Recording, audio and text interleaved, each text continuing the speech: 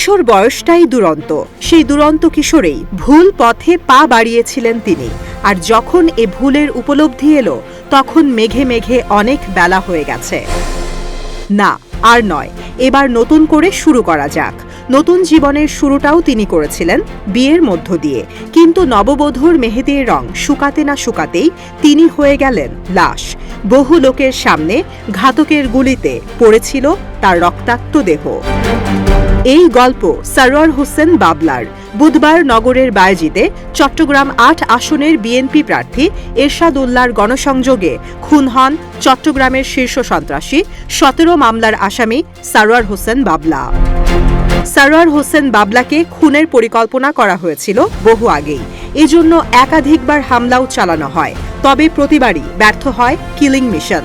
সহযোগী প্রাণ হারালেও ভাগ্যক্রমে বেঁচে যান এই সরওয়ার। একাধিক সূত্র বলছে, চট্টগ্রামের আলোচিত শীর্ষ সন্ত্রাসী সাজ্জাদ হোসেন ওরফে ছোট সাজ্জাদের সঙ্গে আধিপত্যের দ্বন্দ্বেই খুন হয়েছেন সরওয়ার হোসেন বাবলা।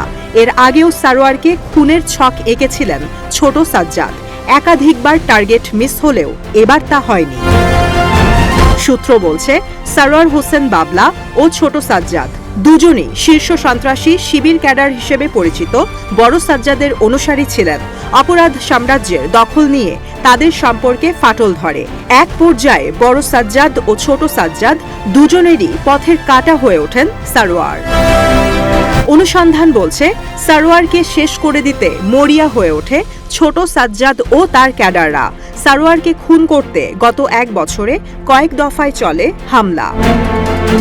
২০২৪ সালের ৩১ আগস্ট কোয়াইশ রোডে সরওয়ারের অনুসারীদের ওপর হামলা চালিয়ে ২ জনকে খুন করা হয়। এবছরের ৩০ মার্চ ফের টার্গেট করা হয় সরওয়ারকে। নগরের বাকলিয়া এক্সেস রোডে প্রাইভেট কার লক্ষ্য করে চালানো হয় এলোপাতাড়ি গুলি। সেদিন গাড়িতে থাকা ২ সহযোগী মারা গেলেও বেঁচে যান সরওয়ার। সর্বশেষ ২৫ মে সরওয়ারের আরেক অনুসারী ঢাকাইয়া আকবরকে গুলি করে খুন করা হয় পতেঙ্গা এলাকায়। অনুসন্ধান বলছে, সরওয়ারের নামে ছিল ১৭টি মামলা। এসব মামলার কারণে তিনি দীর্ঘদিন বিদেশ ছিলেন। ২০২০ সালের ৮ ফেব্রুয়ারি বিদেশ থেকে ফেরার পথে ঢাকার হযরত শাহজালাল আন্তর্জাতিক বিমানবন্দর থেকে সরওয়ারকে গ্রেপ্তার করে ইমিগ্রেশন পুলিশ।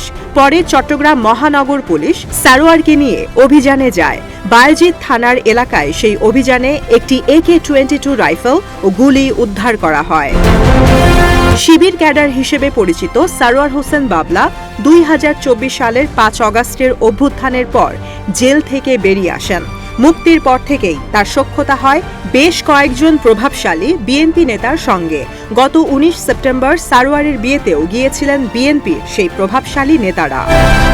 বিয়ে করে জীবনটাকে নতুনভাবে সাজাতে চেয়েছিলেন সরওয়ার, তবে তার নতুন শুরুর সেই স্বপ্ন শেষ হয়ে গেছে ঘাতকের গুলিতে। চট্টগ্রামে শেষ হয়ে গেছে সরওয়ার অধ্যায়। সরওয়ার অধ্যায় শেষ হয়ে গেলেও রয়ে গেছে অনেক প্রশ্ন। শিবির ক্যাডার সরওয়ার হঠাৎ কেন বিএনপির সঙ্গে সখ্যতা হলো? বারবার ব্যর্থ হওয়ার পরও এবার এত মানুষের সামনে গণসংযোগে কিভাবে খুন হলেন সরওয়ার?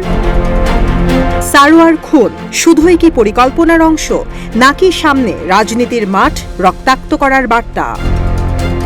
চট্টগ্রাম প্রতিদিন নিউজ ডেস্ক।